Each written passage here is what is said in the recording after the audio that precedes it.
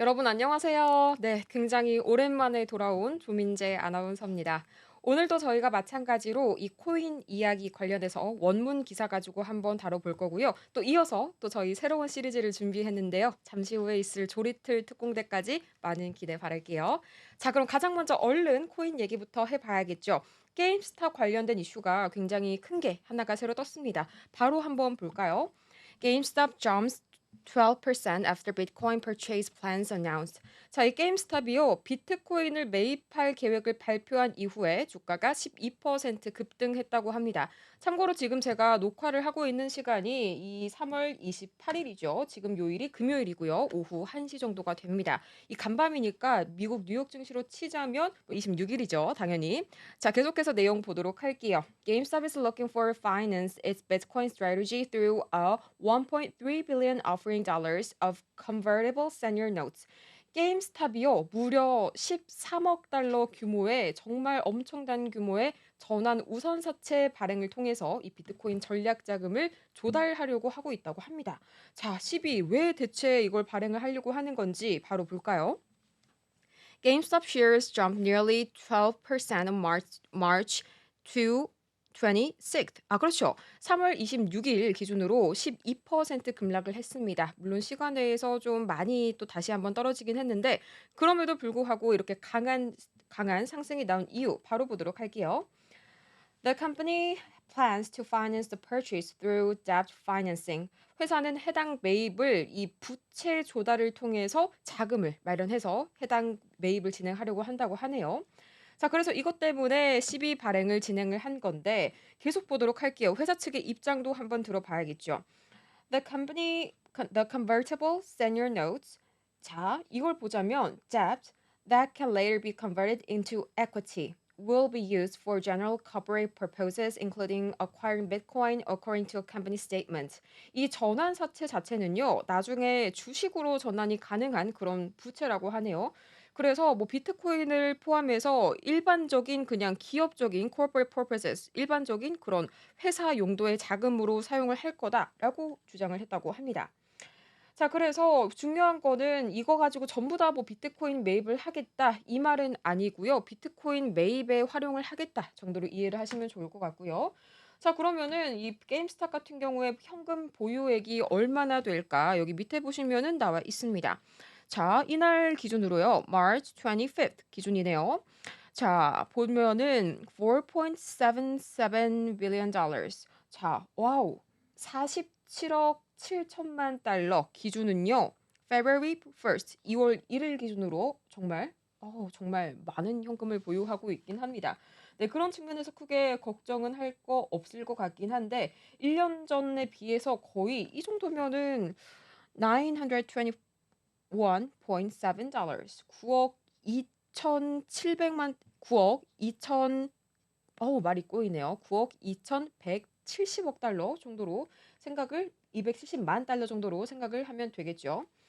자, 그래서 결과적으로는 이렇게 크게 상승을 했었지만 그래도 여전히 좀 중요한 부분들은 걱정을 사는 부분들이 참 많은 것 같습니다. 더 자세한 내용 한번 살펴볼까요? 자, 매출 같은 경우에는요. 옆에 밑에 나와 있는 매출이 있는데 although the net 이쪽에 보면은 매출에 대한 이야기가 나와 있었어요. 자, according to the Google Finance, GameStop shares closed at $28.36 on the 뉴욕 상장 거래소. 자, 이건 뉴욕 증시 상장 거래소입니다. 자, 여기에서 게임스탑의 주가가 거의 28달러 선까지 근접을 했다고 합니다. 단 하루 만에 11.65%가 오르면서요. 자, 이렇게 해서 게임스탑이 계속해서 전환 사채 발행까지 해 가면서 비트코인을 매입한다고는 했는데 과연 우리가 이런 게임스탑의 현재 이슈에 있어서 과연 요즘과 같은 장악 속에서 이런 선택을 하는 게 맞긴 한가 하는 그런 의문이 조금 들고 있긴 합니다. 어쨌든지 간에 뭐 순매출 같은 경우에도 뭐 현재 뭐 5억 1,100만 달러 정도로 감소를 했다고는 하지만 이 회사가 그간 굉장히 비용 절감을 공격적으로 좀 진행을 했었던 그런 회사거든요. 뭐 2024년에 미국 내 매장만 590곳을 폐쇄를 하고 굉장히 이렇게 좀 원가 절감 같은 비용 문제들을 단행을 빠르게 좀 잘라냈던 그런 회사인데 어쨌든지 간에 이런 선택을 한 것에 있어서는 게임스탑이 그만큼 비트코인의 미래에 대해서 얼마나 자신감을 가지고 있는지를 보여주고 있는 것 같네요. 네, 오늘 첫 번째 기사는 이렇게 마무리를 지어 보도록 할게요.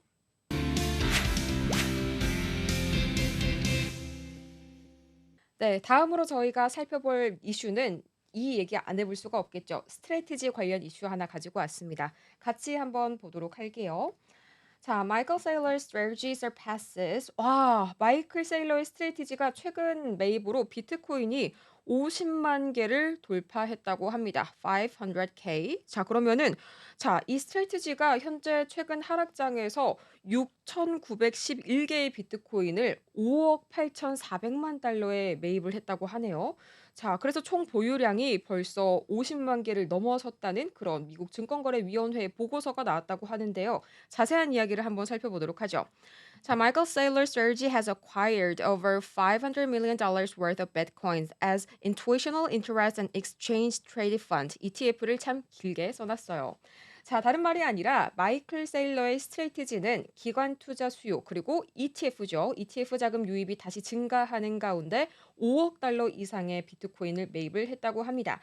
자, 그래서 이 관련된 보고서가 이렇게 나와 있는데요. 보고서 내용을 좀 보자면은 자, Sergey acquired. 자, 무려 굉장히 많이 6,911개의 비트코인을 3월 17일부터 23일까지 매입을 했다고 하죠. 이 제출된 보고서 날짜를 보면 3월 24일이라고 되어 있네요. 그렇게 오래된 이야기가 아닙니다. 자, 그래서 following the latest acquisition, the company now holds more than 그렇죠. 아까 똑같은 이야기 계속하고 있어요. 굉장히 많은 50만 개 이상을 돌파한 비트코인 보유량을 가지고 있고 이 비트코인 한 개당 평균 구매 가격이 굉장히 궁금하실 건데요. 여기 바로 나와 있네요. 66,608달러 선이라고 합니다. 자, 그래가지고 계속적으로 그 밑에 있는 이야기를 읽어보자면 The milestone comes a day after Strategy co-founder Michael Saylor hinted at an impending Bitcoin investment after the company announced the pricing of its latest. 굉장히 문장이 길어요. 제가 간단하게 요약 드릴게요. 자, 이 획기적인 엄청난 수치는요. 마이크로 스트래티지가 이 3월 21일로 돼 있죠. March 21st. 이때 신규 우선주 발행 가격을 발표한 다음 날이라고 합니다. 그래서 공동 창립자인 마이클 세일러가 금방 곧 있을 이 비트코인의 투자 가능성을 암시한 직후에 이루어졌다는 점에서 우리가 특히나 주목할 만하다라는 거죠. 자, 그래서 해당 우선주가 얼마에 판매가 됐을까요? 여기 밑에 보면은 바로 나와 있습니다. 자, 해당 우선주 같은 경우에는 85달러 stock was sold at $85 bucks per share. 그리고 10%의 쿠폰이라고 되어 있는데 이 쿠폰의 뜻은 우리가 이자율이라고 해석을 하면 되겠습니다. 자, 그래가지고 더 밑에 중요한 이야기들이 나와 있습니다. 한번 볼까요? 여기 per share and 10% 쿠폰. 이 쿠폰으로 해석을 하시면 안 된다는 점 다시 한번 말씀드리면서요. 자, 이 스트래티지에 따르면 이번 우선주 발행으로 정말 이거 한화로 전환을 할 때마다 굉장히 헷갈려요. 7억 1,100만 달러의 수익이 발생할 예정이라고 하고요. 그리고 해당 자금은 2025년 3월 25일에 March 25th 이때 정산이 될 거라고 하네요. 자, 그래서 계속적으로 보자면 이런 글로벌 관세 우려 속에서도 계속하는 하락장 속에서도 우리 스트레이티지가 추가적인 매수를 단행을 했다. 이런 이야기를 하고 있는데 계속해서 좀 불안하신 분들이 많을 거예요. 그간 비트코인이 워낙 좀 출렁이기도 했고 또 비트코인뿐만이 아니라 전체적인 암호화폐 시장의 자금들이 빠져나가고 있는 추세잖아요. 그럼에도 불구하고 이 마이크로 스트래티지 그리고 우리가 앞서 만나봤었던 이 게임스톱 같은 기업들은 계속해서 이 하락장을 기회로 삼아서 추가적인 반등을 노리고 있다. 그리고 시세 차익을 노리고 있다. 이 정도로 생각을 해주시면 좋을 것 같습니다.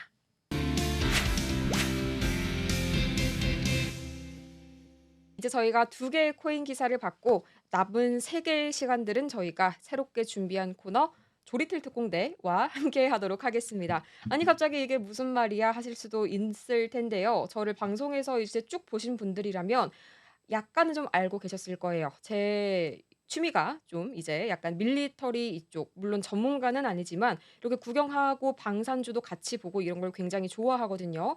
그래서 뭔가 방산주 하면은 특히나 이쪽에 관심이 없는 분들께서는 뭐 "천궁이 뭐야?" 아니면은 뭐 "전차 뭐 대전차가 뭐야? 큰 전차를 의미하는 건가?" 이런 식으로 하나도 모르겠잖아요. 그래서 굉장히 저도 예전에 접근하기가 어려웠었거든요. 그래서 뭔가 이제 전문적인 차트 분석은 전문가님들께서 잘 해 주시니까 저는 약간 재미 위주로 '아 이게 이거구나. 이런 역사가 있었구나. 이건 이런 무기구나.' 그런 콘텐츠로 한번 조리틀 특공대 진행을 해 보고자 합니다. 자 그런데 왜 하필이면 이름이 조리틀 특공대냐 궁금하신 분들이 있을 것 같아서 제가 그냥 간단하게 둘리틀 특공대 이야기를 준비를 해 봤어요. 제가 굉장히 좋아하는 그런 이제 둘리틀 특공대인데 어떤 이야기냐면 둘리틀은 참고로 사람 이름입니다. 커맨더 이름이 둘리틀이에요. 제가 이 미드웨이라는 그런 영화를 보고 굉장히 깊게 감명을 받았었어요. 거기에 이제 둘리틀 특공대가 나오는데 태평양 전쟁 다들 알고 계시죠? 그렇죠. 정말 물론 뭐 힘 자체적으로 봤을 때에는 미국이 원래 더 우세하기도 했었지만 당시의 상황이 워낙 일본이 갑작스럽게 이제 미국을 진주만을 공습을 한 거기도 하고 그리고 우선 항공모함 자체가 비교가 안 될 정도의 그런 전력이었죠. 정말 엔터프라이즈호가 엄청난 그런 어떤 선방을 해 줬긴 했는데 정말 거기서 말도 안 되는 그런 작전을 성공을 해내신 분이 있습니다. 자 바로 그의 이름은 제임스 해럴드 둘리틀. 자 제임스 해럴드 둘리틀 항공 중령이 이끌었던 특공대인데요.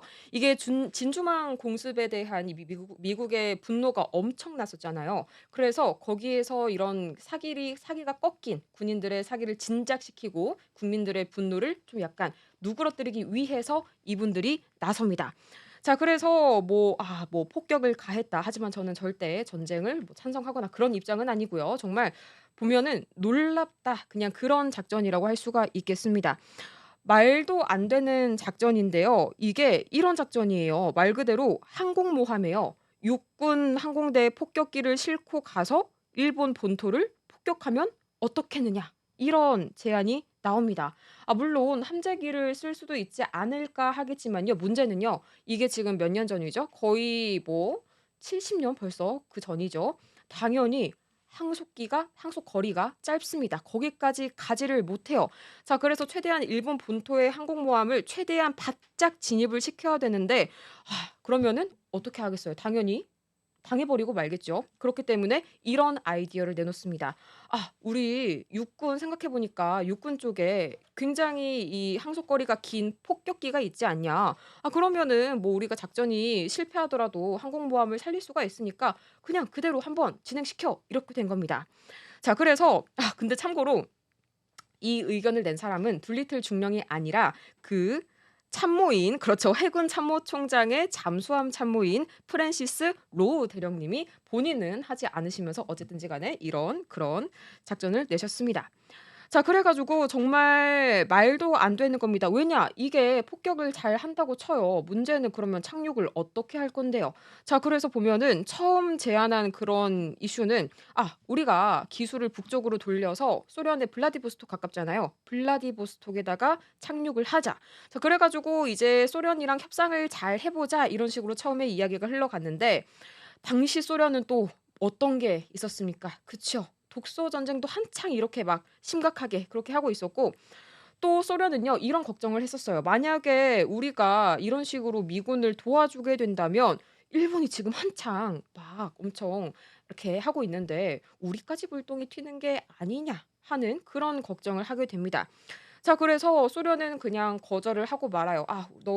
나는 못 도와주겠다. 그냥 다른 사람 찾아봐라." 자 그래 가지고 이때 당시에 '우리나라에 좀 이제 착륙을 할까?' 그 생각도 했었는데 당시 우리나라가 뭐였죠? 그렇죠. 식민지배 하에 있었죠. 마찬가지로 이거를 그냥 무산을 시킵니다. 그래서요. 이분들이요. 중국에 이제 사정을 한번 해 보는 거죠. "아 한 번만 좀 도와줘. 정말 우리 너희들 아니면은 착륙할 데가 없어." 자 그래 가지고 결과적으로는 이제 중국의 장강 하류 지역을 향하는 것으로 계획이 수정이 됩니다. 자 그래서 원래는 여기서 이제 재보급을 한 다음에 일본과 싸우고 있던 이 충칭까지 수도죠 당시 중화민국에 "여기까지 날아가서 무사히 귀환을 하자."라고 하는데 뭐든지 작전대로 안 되죠. 자 그래서 연료 부족으로 목적지까지 도달하지 못한 채로 결과적으로는 농과 밭에 불시착을 하게 됩니다. 자 그래서 이 굉장히 작전 자체는 성공적으로 잘 이루어졌는데 문제점은 착륙이었어요. 한복판에 착륙을 하게 된 거죠.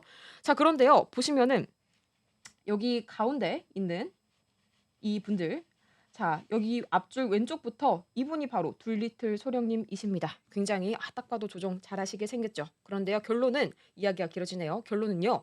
살아서 돌아오십니다. 이거를 정말 해내세요. 자 그래서 정말 이 당시에 뭐 이분들을 도와주신 그런 중국인 현지 분들께서 그런 도왔다는 이유만으로도 많이 좀 학살을 당하고 약간 그런 이슈들이 있었지만 결과적으로는 정말 한 나라의 사기를 진작시켰다는 것에 대해서는 그 용기가 엄청나다. 그래서 저희 이름을 조리틀 특공대로 이렇게 이름을 지은 거에다가 거의 5분 정도의 시간을 쏟았는데 오늘 저희가 사실 다뤄볼 이야기도 이 항공기와 관련된 행사를 하나 둘러볼까 해서 제가 가져와 봤으니까요. 잠시 후 영상에서 기대해 주세요.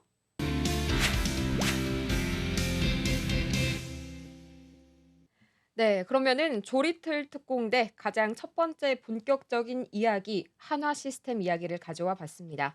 이 한화 시스템 그리고 한화 에어로스페이스의 호주 법인이 호주의 전자통신 전문 기업 GME와 함께 손을 잡고 방산 기술 협력에 나선다고 하는데요. 이 아발론 에어쇼 현재 25 일부터 아마 30 일까지일 거예요. 이번 주에 한창 호주 질롱에서 열리고 있는 그런 거대한 에어쇼인데 이게 정말 오세아니아 역대 최대 규모의 그런 가장 큰 전시회라고 할 수가 있거든요. 에어쇼 전시회. 자 그래서 여기에서 중요한 건 또 호주 국방부가 추진 중인 랜드 4140 사업에 공동 참여하기로 했다고 합니다.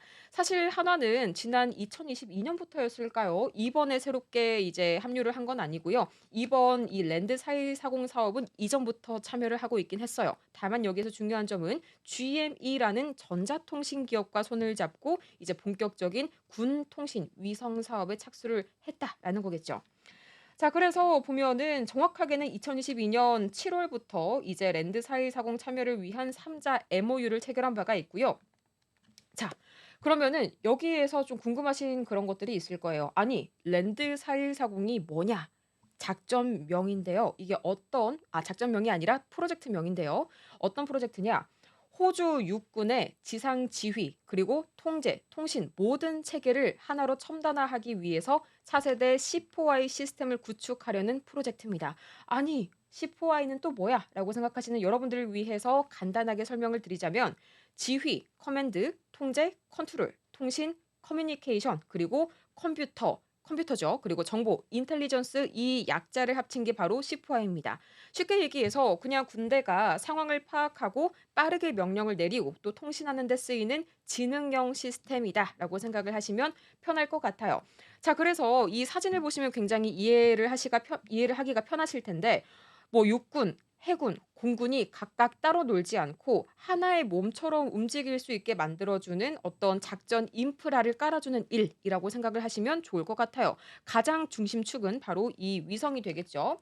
한 가지로 뭔가 예를 좀 들어보도록 할게요. 어딘가에서 뭔가 이렇게 호주의 해군 함정이 작전 중에 있다라고 생각을 해볼까요? 이때 해상에서 뭔가 특이한 신호가 잡혀요. 시그널이 잡히는데 그러면 그 정보가 바로 위성 통신망을 통해서 실시간으로 지상에 있는 사령부에게 바로 전달이 됩니다. 자 그래서 그 동시에 또 뿐만 아니라 근처에 있는 육군 부대가 있겠죠. 또 공군 정찰기도 있을 거예요. 이 친구들에게 바로 실시간으로 정보를 공유를 해 줍니다. 자 그러면 지상군은 뭐 해야 될까요? 그렇죠. 바로 우리나라로 치자면 뭐 진돗개 발령 이런 식으로 즉시 대응 준비를 해야겠죠. 또 이어서 공군 같은 경우에는 항공기나 최근에는 또 드론을 띄워서 바로 자동으로 이제 정밀 감시 태세에 들어가게 되는 거죠. 자, 그래서 이 모든 판단과 명령이요, 통합 네트워크에서 처리가 된다는 게 굉장히 중요합니다. 실시간으로 군 전체가 마치 하나의 작전 체계로 움직이게 되는 거죠. 자, 그래서 이걸 가능하게 하는 게 랜드 4140인데 여러분들은 이제 밀떡인 분들은 아실 거예요. 그동안 역사상 정말 이렇게 특히나 육군과 해군 사이의 갈등이 전쟁을 정말 뒤집는 그런 결과를 가져온 일들이 많았었죠. 특히나 아까도 일본 얘기가 나왔었지만 태평양 전쟁에서 일본이 이제 실패했던 이유 중에 하나가 육군과 해군의 사이가 굉장히 좋지 않았다고 하죠. 이것 때문에 뭐 제대로 보급도 안 되고 작전 공유도 안 되고 이것 때문에 이제 뭐 항모도 침몰하고 뭐 이런 경우들이 있었는데 이런 것들을 다 겪고 나서 나온 일련의 지휘 체계가 바로 랜드 4140 호주의 프로젝트입니다. 자, 이렇게 한번 살펴봤고요. 이어서 자, 그러면은 잠깐 아까 나왔었던 그 항공쇼 아발론 쇼에 이어서 바로 다음 영상에서 보도록 할게요.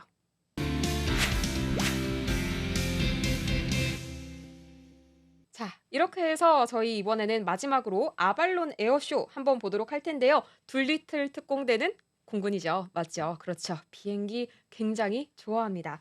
자, 그런데 굉장히 구경할 것들이 많았어요. 그런데도 우리 한화부스가 그중에서도 엄청난 그런 프로젝트들, 엄청난 신기술을 보여줬는데 가장 먼저 뭐 호주와의 인연을 생각을 해보자라고 하면은 작년 12월, 작년 말이었죠. 이 우리가 만든 장갑차 레드백이 호주 수출에 성공하면서 또 굉장히 많은 주목을 받았었죠. 역시 장갑차 굉장히 잘 만듭니다. 장갑차도 다음에 할 수 있으면 같이 해보도록 할게요. 자, 그런데 어쨌든 이 레드백을 만든 한화가 이번에는 통신 기술로 다시 한번 호주 방산 시장을 노리고 있다라는 말씀 아까 전에 드렸었죠. 자, 그러면은 이번 호주의 방위 산업 전시회 이 호주 질롱에서 열리는 아발론 에어쇼 2025 얘는요. 날이면 날마다 오는 행사가 아닙니다. 2년에 한 번 열려요. 자, 그래서 제가 2020 아마 3년일 거예요, 이게. 당시의 영상을 대한민국 공군 영상입니다. 제가 한번 가져와 봤는데 어떤 분위기이고 또 어떤 전투기 이슈들이 있었는지 한번 볼까요? 아, 멋있죠. 약간의 렉이 발생하는데 네. 자, 정말 먼 거리를 날아가셨어요. 6박 7일 정도를 날아가신 걸로 알고 있거든요. 자, 그래서 저렇게 멋있게 이 위풍당당하게 우리 공군의 위상을 나타내 줬습니다.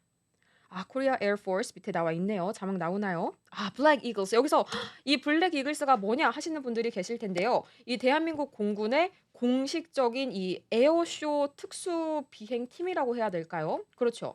그러니까 우리가 전투기를 몰면서 이렇게 공중에서 묘기하시는 거 많이 보셨을 거예요. 이걸 선보이는 공군 파일럿 팀입니다. 생각을 해 보세요, 여러분. 정말 이 공군에서의 이런 이착륙기를 정신을 잃지 않고 그 상황에서 뭔가 급 하강, 뭐 급 선회 이런 것들을 하는 분들이 바로 이분들이십니다. 자, 그래서 블랙 보면은 블랙 이글스 비행기도 굉장히 멋있어요. 한번 볼까요? 한 이쯤에 나오겠죠? 아.